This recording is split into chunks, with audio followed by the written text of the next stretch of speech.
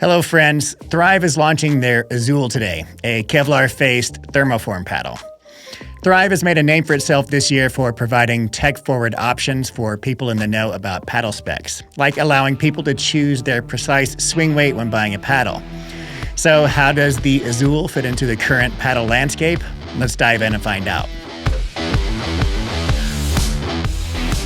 The Azul is a hybrid-shaped paddle measuring 16.3 inches long by 7.7 inches wide with a 5.5-inch handle.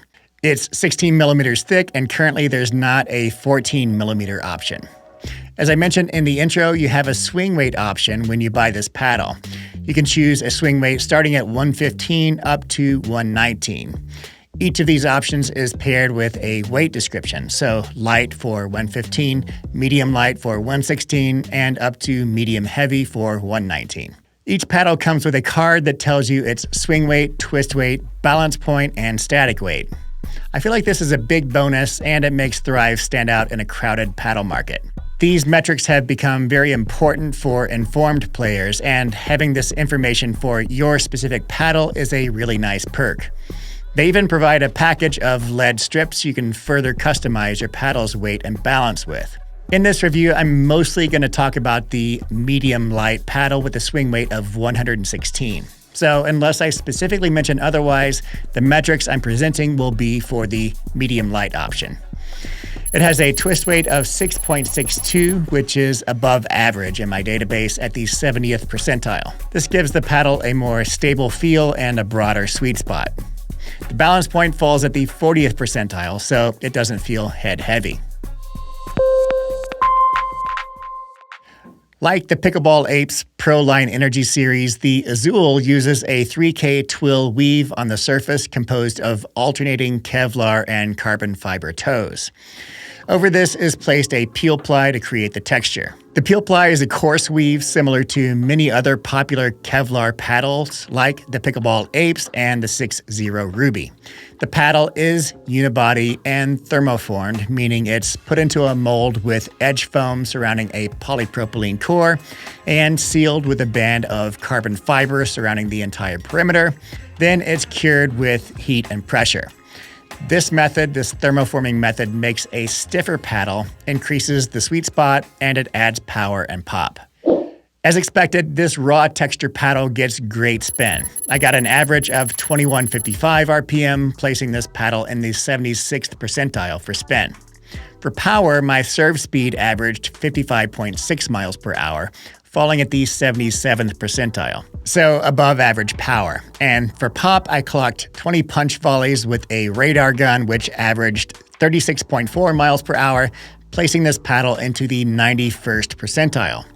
So the pop generated on this paddle is top tier. So the general metrics fingerprint shown on this chart is that the Azul excels in pop, but also has above average power.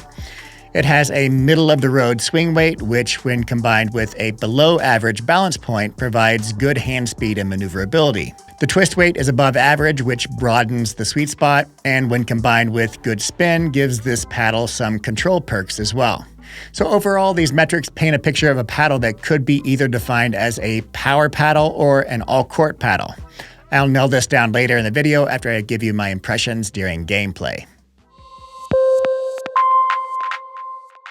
The first thing I noticed when hitting the Azul is that it doesn't play much like the paddle it's most closely related to in terms of its specs, the 6-0 Ruby.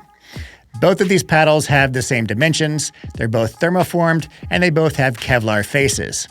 Although these two definitely have similarities, the differences are bigger than I would have expected. The biggest difference is that the Azul is way poppier than the Ruby. The Azul and Ruby actually have the exact same power scores as measured by serve speed, both falling at the 77th percentile. But the Azul's pop is at the 91st percentile versus the Ruby's 48th percentile, which makes the paddles play quite differently.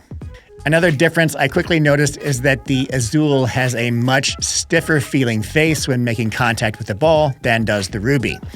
The Ruby has a plusher feel similar to other Kevlar paddles like the Apes series, But the Azul feels stiffer, much more like a thermoformed carbon fiber paddle, like a 6-0 double black diamond or a carbon 1X. So translating this to how this paddle performs on the court, it gets good power on serves and drives from the baseline and any other shot where you use a full swing, but the ability to generate offense at the kitchen is where this paddle really shines.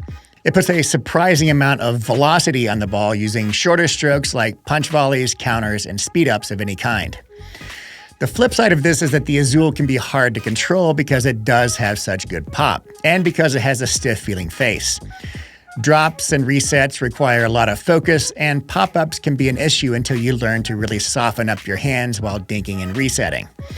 That being said, this paddle is definitely controllable with practice, given its large sweet spot and top-tier spin. So basically, you just have to manage the pop because the spin and generous sweet spot make it more forgiving. I really like what Thrive has done in the paddle market by providing real customization options to informed customers and not treating them like a bunch of dummies by using fake marketing words and fluff when describing their paddles. They're giving you options to buy a specific swing weight and real data for your own paddle, like twist weight and balance point. And they're not trying to fill your head with make-believe marketing jargon like so many other companies. So you won't hear stuff from Thrive like proprietary Pro Grit, squared, nano dominator spin technology, patent pending. Instead, Thrive respects its customers' intelligence by providing options for real metrics that matter. One of the great things about having the option to buy a specific swing weight is that when you're ready to buy another paddle, you'll know exactly what you're getting. There can be a lot of weight variations for paddles, even of the same make and model. So it's nice to know that when you replace your paddle, you won't have to learn how to play something entirely new. The Azul provides an option for a Kevlar-faced paddle with offensive capabilities at the kitchen. Most of the Kevlar paddles I've played with have good power, but are more control-oriented when it comes to the kitchen game. But the top-tier pop of the Azul suits more aggressive play styles. People who prefer to initiate attacks at the kitchen rather than play defense. And it's good to have both options. A paddle like the Ruby, which has good power from the baseline, but is more control-oriented through the transition zone and at the kitchen. And now the Azul for people who like to keep their foot on the gas everywhere on the court. And that's not to say that the Azul isn't controllable. Its large sweet spot and good spin provide control perks, but I wouldn't say that control is this paddle's strength. So I'm calling this a power paddle instead of an all-court paddle or control paddle, which is a first for Kevlar-faced paddles. You can buy the Azul directly from Thrive for $200, and you can take $20 off that with the code JOHNQ. I'll put a link to where you can purchase this in the description. I do think this is a fair price for a high-quality paddle from a company that gives you important options for paddle specs. In terms of which swing weight to buy, I would recommend going a little lower than what you want so that you have room to customize the paddle with perimeter weighting. I think the 116 swing weight will be the most popular. And I do like to add lead or tungsten to the stock paddle to make it feel less stiff and more forgiving. You can just put on some of the lead strips that come with the paddle. And that's a wrap. Thanks for watching, friends. I hope you got something useful out of this video, and I'll see you in the next one.